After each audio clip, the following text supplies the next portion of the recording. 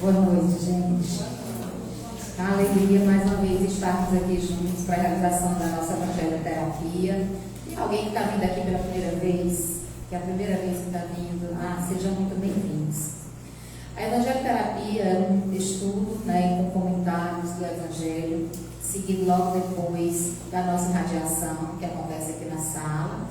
Terminando a irradiação, a gente vai para o trabalho do passe e dar uma frutificada ali na outra sala, tá bom?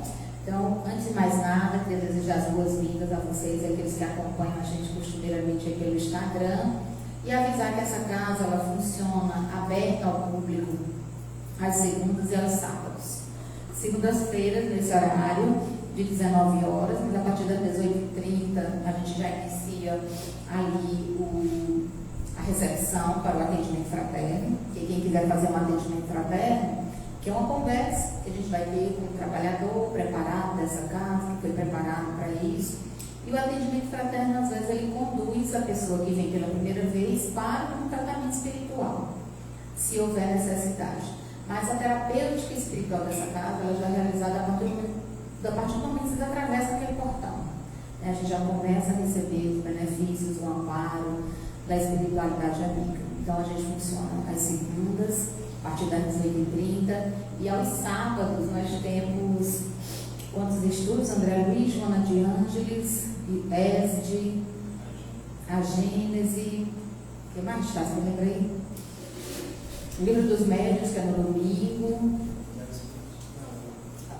Não é, né? Aconteceu na casa. A gente tem mais ou menos uns 8 grupos de estudo nessa casa, mas nos sábados, a partir das 16 horas, a gente abre para os grupos de estudo, e eles são alternados quinzenalmente. Então, Joana de Ângeles, que estuda a psique humana, a partir dos olhares da doutrina espírita, que são as obras do Divaldo Pereira Franco, acontecem quinzenalmente. No próximo sábado, a gente vai ter encontro da Joana de Ângeles. Aí a gente tem estudo das obras de André Luiz, psicografia do Chico Xavier, tem o Pão Nosso, que é do Emmanuel, que acontece online. Então, são muitos estudos. E vocês todos são convidados para participar desses grupos de estudo, porque o estudo para nós também é uma terapêutica. Fora isso, a gente tem o nosso trabalho social, que é realizado sempre no segundo e no último domingo de cada mês. O trabalho da assistência social é realizado nessa casa com famílias dessa comunidade e com crianças dessa comunidade.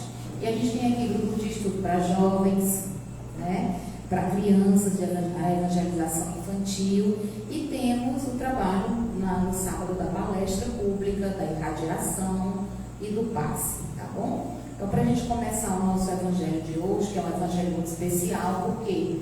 Porque nós estamos iniciando hoje nessa casa a eclosão da campanha Todo Mundo Junto pela Vida, que é uma campanha que a gente realiza o ano inteiro.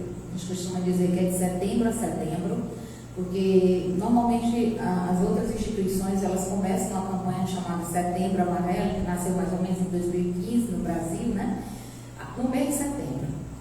E a gente tem que tomar muito cuidado com o que a gente está fazendo no mês de setembro, porque às vezes falar de determinados temas no mês de setembro é gatilho para a dor e para a aflição de algumas pessoas. A gente tem que ter cuidado, delicadeza, quando vai tratar desses assuntos e desses temas.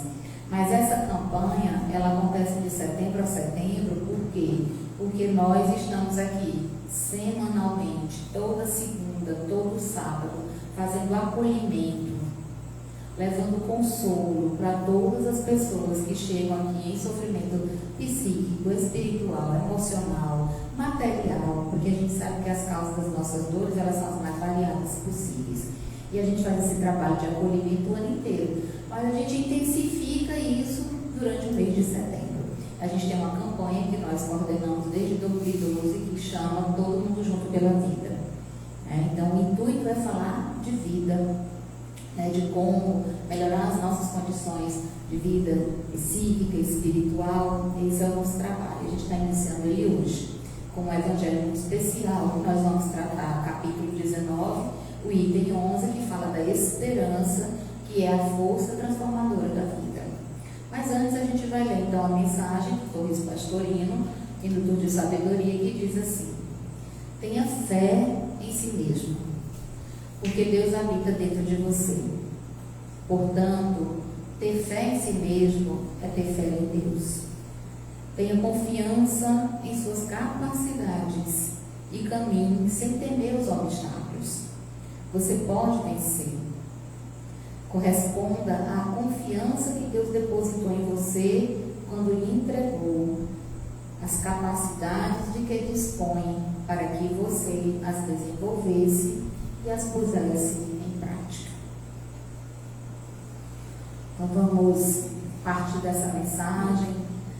Quem desejar pode fechar os olhos para que a gente possa mentalizar a imagem doce e amorosa de nosso Senhor Jesus Cristo e rogar a Ele que possa nesse momento derramar sobre todos nós aqui presentes o seu amor, a sua luz e a sua paz. Pedindo aos nossos anjos guardiães que nos possibilitem juntar forças, coragem e energia para os dias que ainda nos aguardam, para os desafios que ainda precisamos enfrentar em nossa própria caminhada. Rogar aos benfeitores amigos desta casa que ouçam os nossos pedidos, que verifiquem as nossas necessidades, para que, segundo o nosso merecimento, nós saiamos daqui melhores do que quando chegamos. Nessa semana, Senhor, tão especial que se inicia a nossa campanha, também te rogamos que leve luz e paz a todos os corações aflitos, angustiados, desesperados. Que Maria de Nazaré os envolva em luz e em esperança. Que assim seja, graças a Deus. Bom, meus amores, a gente vai então tratar do item do capítulo 19 de O Evangelho segundo o Espiritismo, que está lá na Instrução dos Espíritos, cujo título é A Fé, Mãe da Esperança e da Caridade. Só o título desse item já nos diz muitas coisas. Porque quando a gente lê o título diz assim: Fé, Mãe da Esperança e da Caridade. O que isso significa? Significa que a esperança é filha da fé. Porque se a mãe é a fé, então a esperança é sua filha. O que nós entendemos quando a gente fala da palavra esperança de um modo geral? Geralmente, qual é a primeira coisa que vem na cabeça da gente quando a gente fala de esperança? Que é, na própria palavra tem a resposta dessa pergunta. Quando a gente fala de esperança, a primeira coisa que nos vem à cabeça é espera. É esperar. Só que esse é um conceito de esperança muito restrito, muito pequeno, porque a palavra esperança, ela tem uma simbologia e uma significação muito maior, que às vezes a gente não compreende. Então, só para vocês terem um exemplo, a palavra esperança, ela vem do latim. E a origem etimológica dessa palavra, ou seja, de onde ela nasceu, onde ela foi usada a primeira vez, isso que a gente chama de origem etimológica, né, onde ela foi utilizada a primeira vez, onde ela foi criada, onde ela foi elaborada, foi ali na cultura latina, entre os romanos. E a palavra esperança, ela significa, na sua etimologia original, confiança. Ou seja, esperança significa confiar. E confiar é uma palavra também muito interessante, porque se você separa o com do fiar, ou com do fiança, que é confiança, fiança de fé. E com é muita, é bastante. Então a gente tem na etimologia da palavra esperança a fé, a confiança. Mas confiança tem um outro significado. A origem da palavra confiança tem uma outra simbologia, tem um outro significado, que vai complementar o sentido de esperança, porque confiança significa acreditar firmemente, acreditar com muita coragem.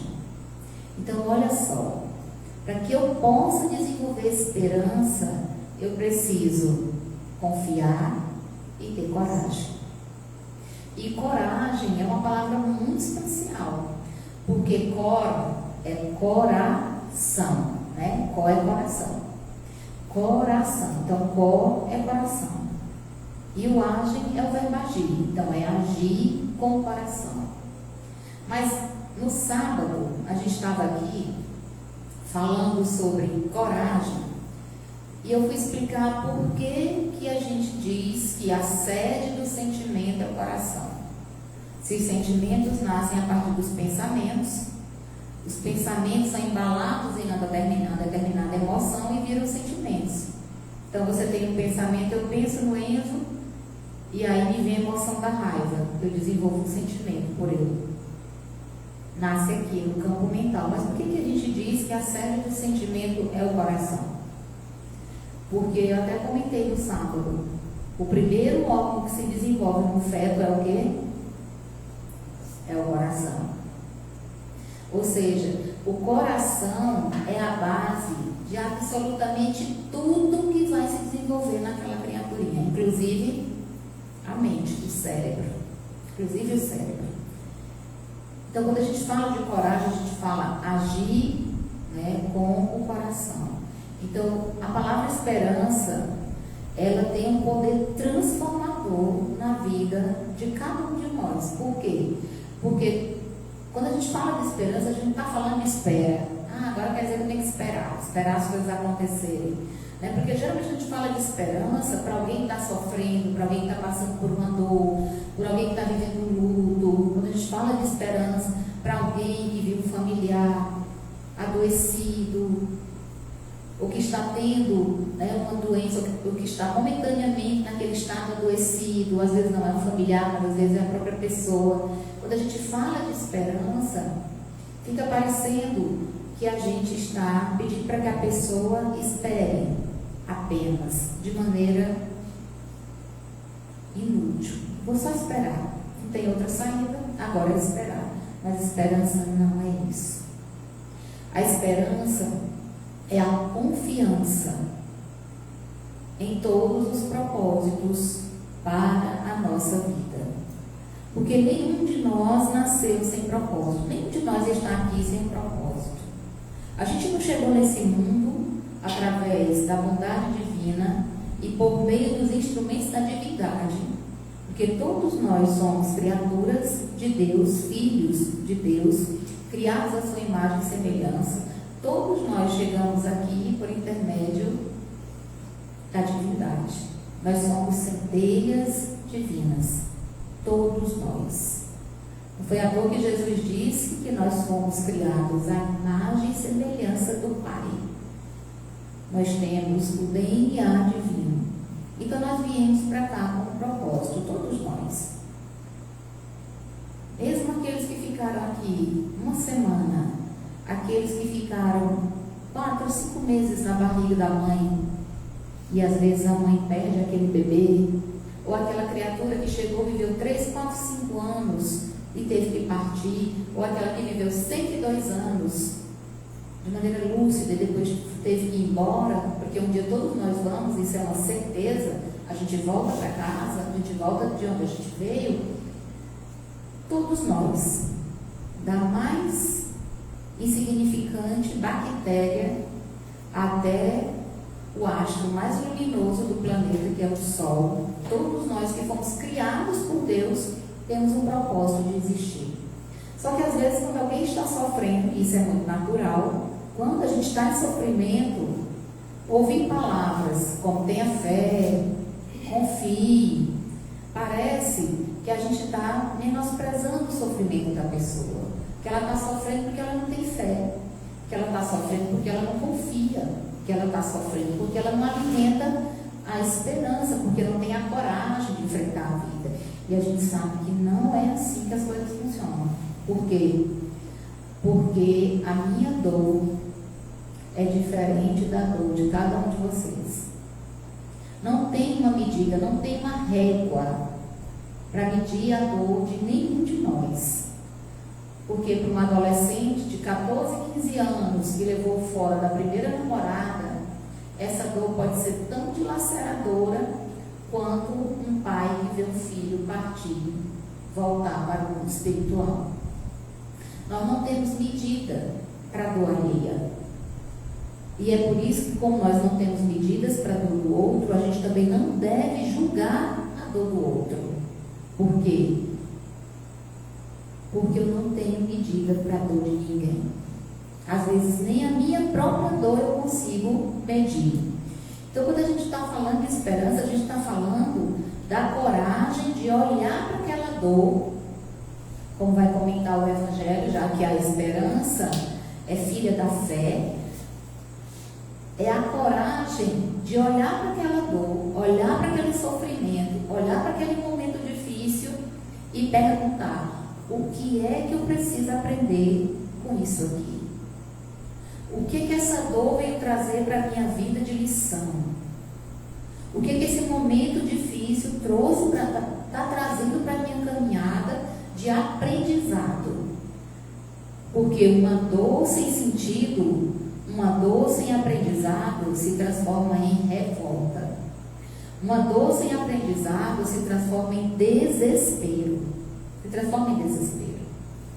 Por isso que eu preciso olhar para aquele momento difícil, para aquela crise, para aquele desafio, para aquela dor que eu estou vivendo, para aquele sofrimento, e me perguntar todo dia: Senhor, o que é que Tu queres que eu aprenda com essa dor? O que é que eu preciso aprender com esse sofrimento? Porque às vezes a gente não se dá conta de que tem um aprendizado ali.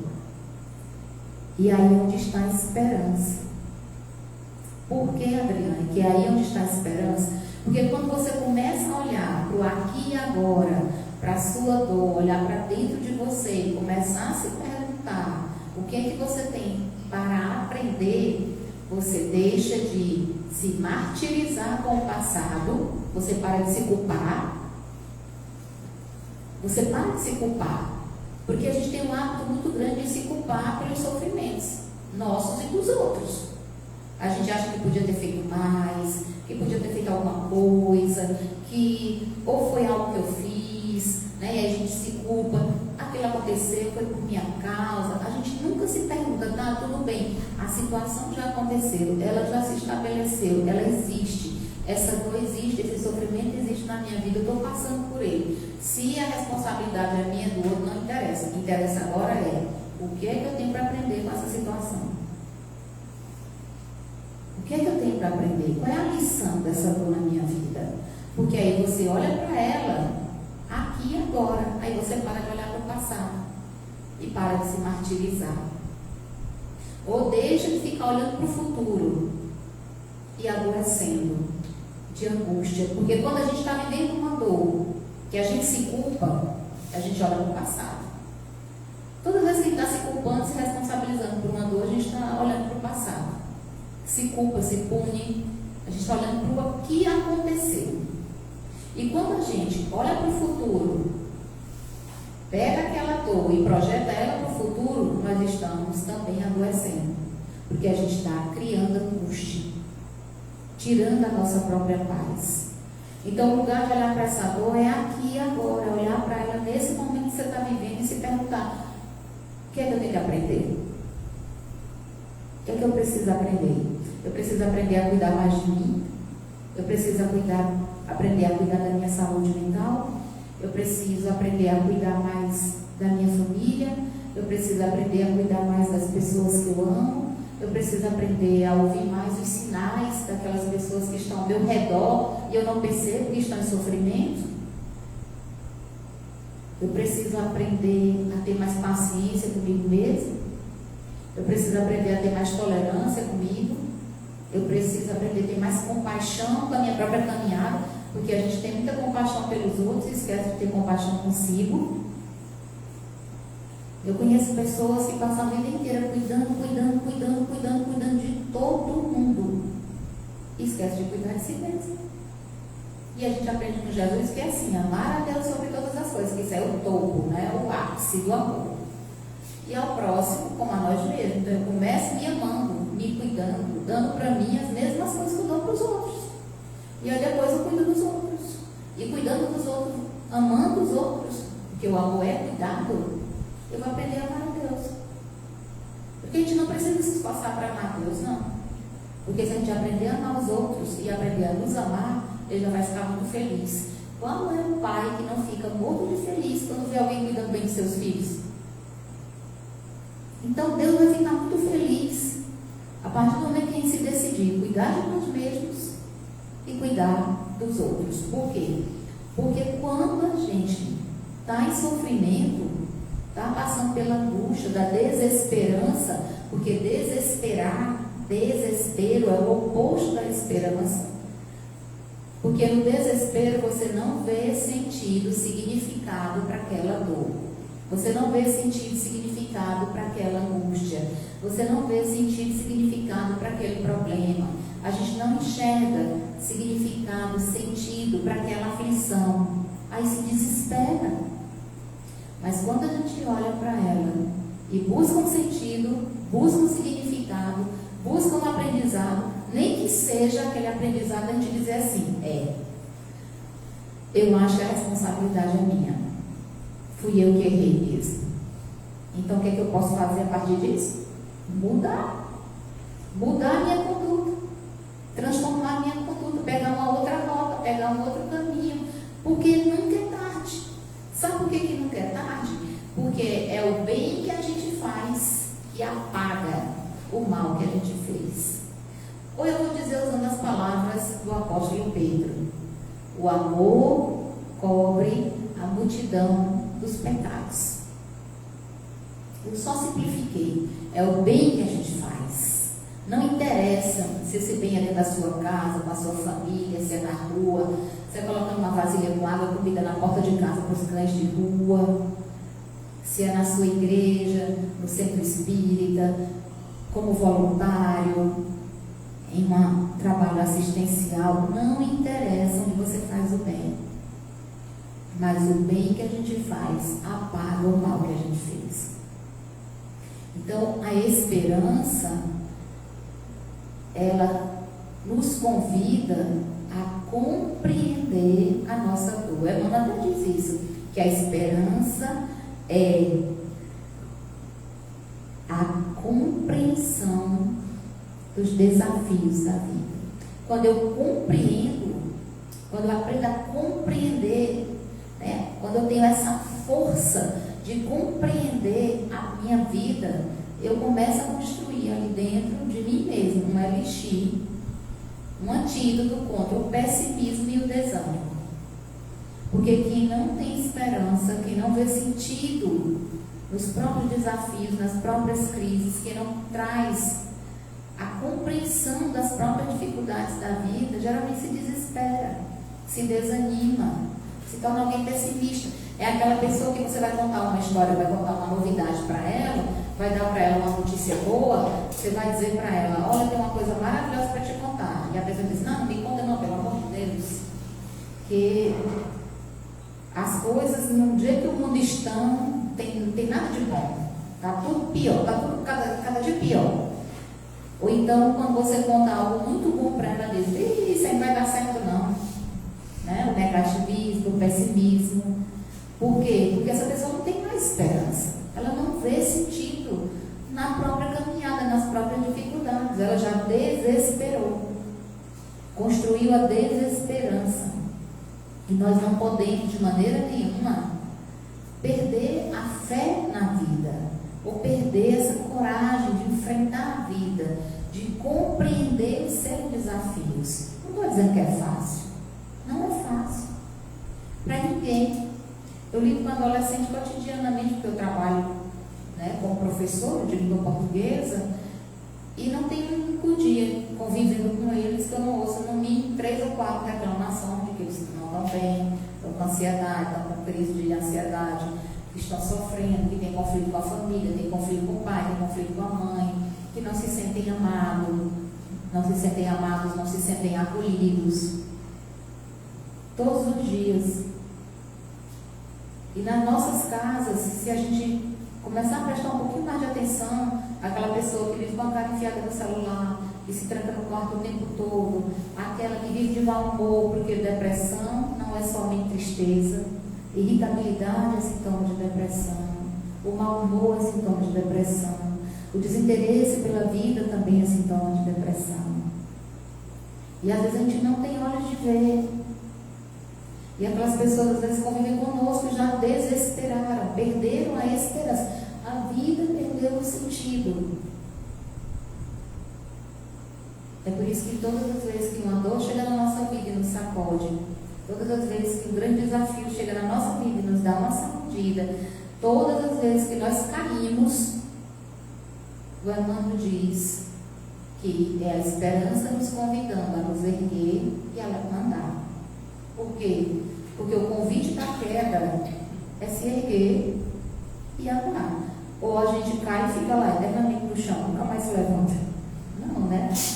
A gente geralmente quando cai, se levanta, sacode ali a poeira. Quando a gente é criança, a gente aprende isso de maneira tão sábia. Porque a criança, quando ela aprende a caminhar, o que acontece com ela? Ela cai inúmeras vezes. E a queda é motivo para ela desistir da caminhada? Não. Ela se levanta, começa a caminhar de novo, depois ela cai de novo, depois ela se levanta e assim ela vai aprendendo a caminhar. Na vida do mesmo jeito. Na vida da mesma forma. O convite da queda é para que a gente se erga e caminhe. E é aí onde está a esperança. É essa força, essa coragem de compreender que faz parte da nossa vida cair de vez em quando. De vez em quando vai doer. Às vezes eu ficava assim meio assustada quando as coisas estavam muito tranquilas, assim, muito calma na minha vida. Eu dizia, Senhor, o que é que o Senhor está preparando, né, para mim? Por quê? Porque o Emmanuel ele diz assim, todas as vezes que você viver um grande desafio, passar por um grande desafio, prepare-se. Porque daqui a pouco vem outro. Por que daqui a pouco vem outro? Porque como é que é na escola?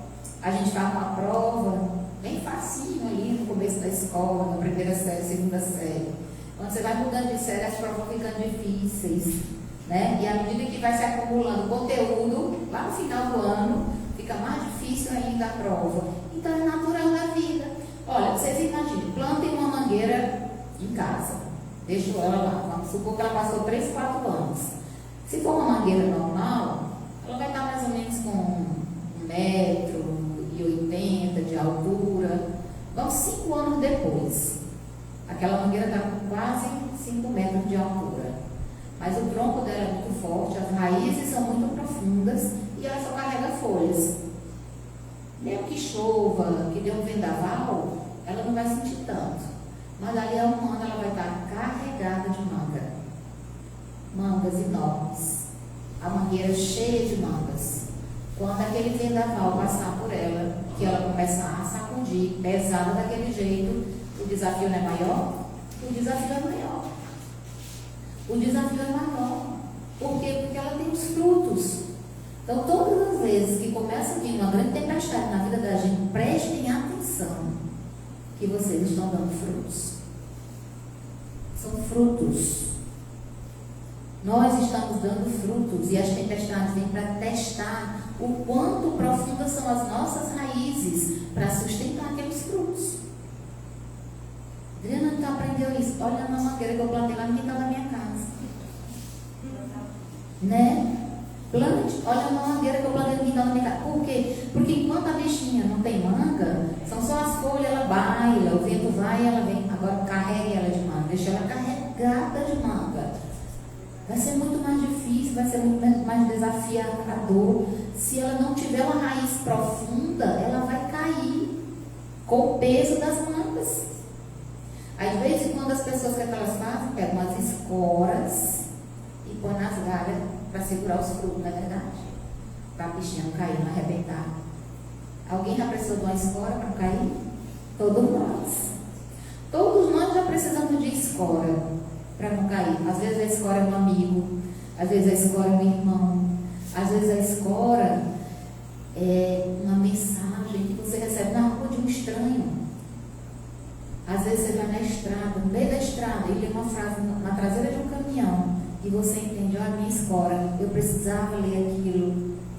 Às vezes a escora da nossa vida é aquela pessoa doente dentro da nossa casa. Às vezes a escora da nossa vida é aquele amigo que nos traiu. Como assim, Adriana? É para a gente perder a ilusão e a fantasia de que as pessoas, elas são como eu gostaria que elas fossem. Porque a gente só se decepciona com as pessoas porque a gente quer que elas sejam como nós gostaríamos que elas fossem. E as pessoas são como elas são. Então, quando alguém é iludido, é traído, é enganado, não fique com raiva da pessoa, não. Olhe para você e pense assim: eu agora aprendi que eu não posso esperar dos outros aquilo que eles não podem me dar. Que cada pessoa é o que ela é e eu sou o que eu sou. Porque a gente usa as escolas para se sustentar. E a esperança, como diz o Emmanuel, é uma escora. Porque a partir do momento que a gente compreende quais são os propósitos dos desafios, dos sofrimentos, das dores, das aflições em nossas vidas, nós já estamos automaticamente desenvolvendo fé. Por isso que ele diz que a fé é a mãe da esperança. No momento em que a gente percebe, compreende qual é o propósito das nossas aflições, naquele momento nós adquirimos a fé. E a esperança, ela vai nos sustentar, ela vai ser a escora da nossa caminhada. Porque eu vou compreender por que razão eu estou passando por aquela situação. Não se lastimar, não reclamar, não se revoltar. Aqui, ó, reclamar, revoltar, tudo começa com ré de novo. Reclamar é pedir de novo. Se revoltar é voltar de novo para a mesma situação. Todas as vezes que a gente se revolta, a gente volta para aquela mesma situação. Porque a gente não conseguiu entender. É como se o professor de matemática passasse um cálculo para a gente, uma equação de segundo grau, ou uma regra de 3. Se você nunca assistiu nenhuma aula, você ficava nas aulas estudando no celular, brincando, nunca prestou atenção em uma aula do professor, e na hora do cálculo, você olha o cálculo todinho, a prova, não sabe responder nada. Provavelmente você vai ficar de recuperação. Você vai ter que repetir aquele conteúdo, aprender aquele conteúdo. Então, a revolta também é de novo, é voltar para aquela mesma situação. Então, é antídoto para a nossa paz, é elemento de esperança para a nossa vida não se revoltar. Porque todas as vezes que eu me revolto, eu volto para a mesma situação, para a mesma circunstância, e provavelmente vou encontrar com as mesmas pessoas. Então, lembre bem aquelas pessoas com quem vocês já se revoltaram. Eu tenho aqui algumas na minha cabeça. Aí todo dia eu fico pedindo perdão a Deus e pedindo que leve um caminho de luz, que a pessoa seja feliz, que ela encontre o caminho dela, que ela vive em paz. Para quê? Para eu não voltar para a mesma situação, para a mesma circunstância, com a mesma pessoa. Então isso é esperança. Confiar que a vida vai trazer desafios, a vida vai trazer as suas crises, a vida vai fazer com que a gente passe pelas provas, mas nós compreendemos que isso é um processo natural da nossa caminhada. E quando a gente compreende isso, a gente olha para a vida com fé, com coragem, com esperança e vence o processo amargoso da dor. Porque eu não estou dizendo que não será dolorido, vai ser dolorido. Em muitos momentos da nossa caminhada vai doer e faz parte do processo. Imagine quantas dores nós sentimos da infância até chegar à adolescência, trocar os dentes. Minha mãe disse que era insuportável ver os filhos chorando com dor de dente quando os dentinhos estavam nascendo. A gente passou por dores em todas as circunstâncias. Primeira coisa que acontece quando a gente nasce, o que é? Levar uma palmada no bumbum. Sabe por que a gente leva uma palmada no bumbum? É para saber se a gente está vivo? Não. É para que aquele impacto provoque a abertura dos pulmões. E aquilo dói. Então a gente já nasceu sabendo que na vida nós passaremos por provas e por expiações, passaremos por dores, e está tudo bem. Por quê? Porque se eu compreendo a razão dessas dores, se eu compreendo a razão desses desafios, eu vou viver com esperança. Eu vou compreender melhor a minha caminhada. Vai fazer mais sentido. Por isso que o Emmanuel diz que todas as nossas dores são convites para a nossa renovação. Renovar. Quando a gente está passando pela mesma dor com muita frequência, ela está se repetindo com muita frequência, das duas, uma. A gente ainda não aprendeu a lição, ou a gente está revoltado com aquela situação. Porque aí na revolta a situação volta, e se a gente ainda não aprendeu a lição, nós vamos precisar repetir para que a gente aprenda. Então, o caminho é compreender o processo.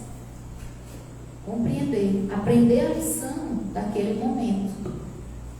Vai ser fácil? Não, mas vai ser mais fácil do que se revoltar, se a gente decidir compreender. Olha, só o alívio que a gente sente na própria respiração, no corpo físico, o alívio que a gente sente quando a gente decide, eu não vou mais me revoltar contra essa situação, eu agora vou buscar entender o que é que ela quer de mim. Chega de um peso do seu peito, e o nome disso é angústia, né? Você sente o alívio. Por quê? Porque o propósito da dor, o propósito do sofrimento, o propósito da aflição é renovar a nossa vida. Então, o que eu preciso melhorar? Em que eu preciso melhorar? Qual é o aspecto da minha vida que eu estou negligenciando? Porque a gente cuida da vida física, da aparência, vai para a academia, cuida da dieta, cuida de andar bem vestido, cheiroso, cabelo arrumado, né? Cuida de toda a parte exterior. Vai em busca de um emprego, de uma melhoria de vida, de condições financeiras melhores, está tudo bem, não tem problema. Mas às vezes a gente negligencia a coisa mais importante do mundo, a nossa intimidade. Porque alguém adoecido mentalmente pode ter todo o dinheiro do mundo, pode morar na casa mais confortável do mundo, pode ter todos os bens materiais do mundo, ela não vai conseguir usufruir de absolutamente nada daquilo. Então, olhar para a nossa vida, né, com essa força da compreensão, que o Emmanuel diz que é a esperança, e perceber qual é a parte da minha vida que eu tenho negligenciado. Eu tenho mantido uma relação saudável com Deus, que Deus é nosso Pai. Ele é o Pai. E a relação com o Pai é uma relação de respeito, mas acima de tudo é uma relação de intimidade. Nós deveríamos confiar absolutamente nos nossos pais. Eu não estou falando do Pai terreno, cheio de defeitos, estou falando do nosso Pai criador de todas as coisas. Como é que está a minha relação com Ele? Porque a gente acha que ter relação com Deus é orar, é pegar um texto, botar na mão, é ler a Bíblia, é ir a uma igreja. Não.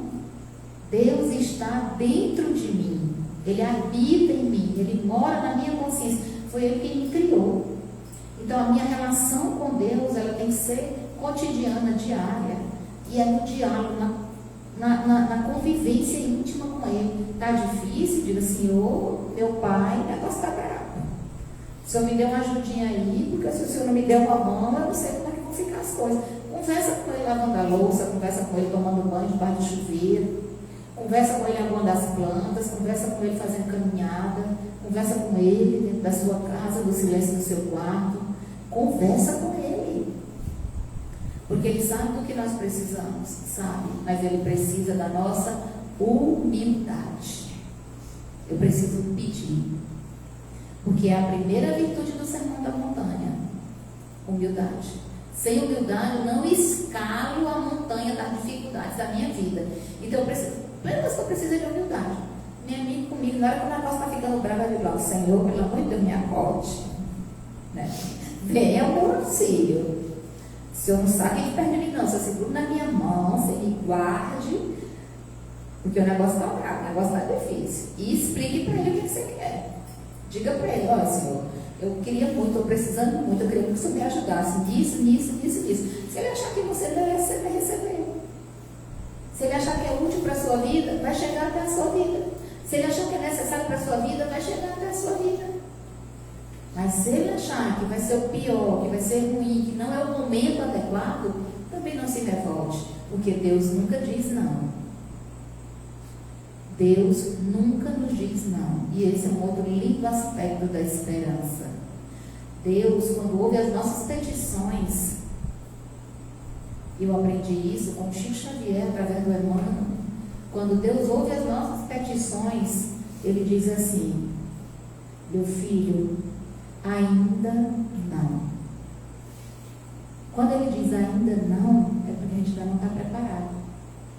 E nem a gente já pensou, se Deus atendesse a todos os nossos desejos, imagina aí, quantas coisas nós desejamos? Tudo que a gente desejou, de bom e de ruim. Imagina se Ele atendesse a tudo, a gente já teria enlouquecido. Então Deus nunca nos diz não, Ele nos diz ainda não.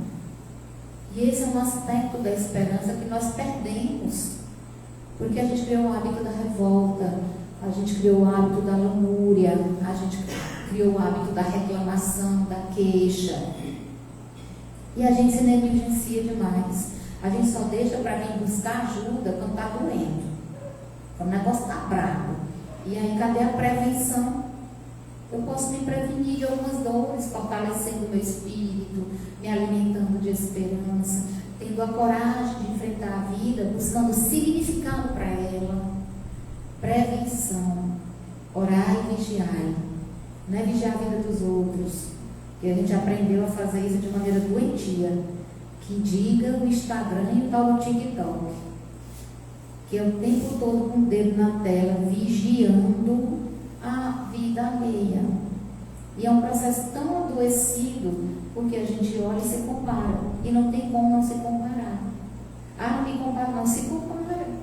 A gente se compara, acha que está gordo, que está velho, que está feio, que está magro, que está pobre, todo mundo viajando, eu trabalhando, ralando, pessoa comendo, eu na minha casa comendo cuscuz com ovo na hora da janta, e a pessoa posta com camarão, com a lagosta. Claro que a gente se compara e adoece, porque a gente esqueceu de vigiar os nossos atos, de vigiar. Por que eu estou triste? Por que eu já acordei com essa angústia? Gente, vigiar os sinais que vão aparecer na nossa vida. Por que eu estou com essa opressão no meu peito? Por que eu estou sentindo medo? Por que eu estou tão desconfiada? Que sentimento é esse? Isso é vigiar. E aí, na hora de perceber os sinais, o que a gente faz? Ora. Porque não é vigiar e orar, aí é oração. Aí oração é Pai Nosso, é Ave Maria, é Salve Rainha. Não, oração é conversa com Deus. Meu amigo, tire um momento, você não conversa no WhatsApp com todo Deus e todo mundo, e o Raimundo, né? A gente conversa com Deus e todo mundo. Todo mundo. Tem grupo que a gente está, que a gente nem sabe o que a gente está, quem está lá no grupo. Cria um grupo, você e Deus. Eu dei esse conselho para uma amiga minha de brincadeira. Eu disse para ela estava passando por um processo de sofrimento muito grande. E aí eu disse: cria um grupo, você não gosta tanto de celular, de WhatsApp? Cria um grupo. A gente às vezes não cria um grupo, só eu e eu, né? Só da gente. A gente sozinha no grupo. Para mandar nossa foto, cria um grupo e bote lá, você e Deus. Aqui é meu grupo com Deus. O nome do grupo Deus, põe lá o nome do grupo, Deus. É só você e ele. E quando você estiver angustiado, mande áudio. Quando você estiver angustiado, escreva. Ah, Adriana, ele não vai receber. Eu disse: minha amiga, quando você estiver digitando, ele já vai estar lendo. Quando você estiver falando, ele já vai estar ouvindo. Cria o grupo, você e Deus, e deixe lá. Porque se eu não sei rezar, como é que eu vou rezar? Como é que eu vou conversar com Deus? Cria um WhatsApp. Usa isso para uma coisa útil na tua vida. Sabe o que ela me diz? Que ela já tem uns 500 áudios gravados. E ela já mandou tanta mensagem para Deus que outro dia ela tomou um susto. E chegou uma mensagem nesse grupo do WhatsApp que só era de Deus. Eu disse: qual era a mensagem? Ela disse: não, era só a palavra, espere. Aí eu disse assim: tem algum sentido para você? Ela disse: tem todo o sentido do mundo. Depois recebo, né? Ela: como é que pode? Eu recebi uma palavra no grupo, espere. Tu não digitou? Não, nunca digitei. Se a não ser que meu sobrinho tenha pegado, tenha digitado por engano, não interessa, a resposta está lá, é sua, espere, né? Espere. Esperar com esperança, com confiança. Então hoje o nosso convite é para que a gente acenda a luz da esperança nessa nossa jornada bendita que se chama vida, para que a gente aprenda também a ir melhorando a nossa própria caminhada, para que a gente possa ir se conhecendo, olhando para nós mesmos, vigiando os sinais que vão nos adoecendo, nos deixando tristes, nos deixando às vezes capengas, nos deixando às vezes angustiados. Vigia esses sinais, esses sintomas que vão surgindo, muita raiva, né? Às vezes a gente passa por excesso de raiva que vai para a ira, às vezes a gente nem se dá conta, mas a gente fica dando coice em todo mundo, sintoma, vigia isso. Por que eu estou agindo dessa maneira? Por que a pessoa passa por mim e diz bom dia, e eu digo para quem? Só se for para ti, né? Já começa a entrar no estado de alerta. Vigia. Para quê? Para que a gente acenda a luz da esperança na nossa caminhada, nessa caminhada de autoaprimoramento. Nós não viemos para cá para dar errado. Nós somos projeto de Deus. Nenhum de nós nasceu para dar errado. E só saber disso já é uma grande esperança. Todos nós vamos sair daqui, da terra, e voltar para casa um pouco melhor de quando a gente chegou. Mas a gente pode voltar para lá muito melhor de quando a gente chegou. Então começa alimentando esse sentimento, porque não há nesse planeta, nem materialmente e nem espiritualmente falando, não há ninguém órfão da esperança. Todos nós somos agraciados todos os dias pelo anjo da esperança. Nós precisamos apenas olhar com olhos de ver, tá bom?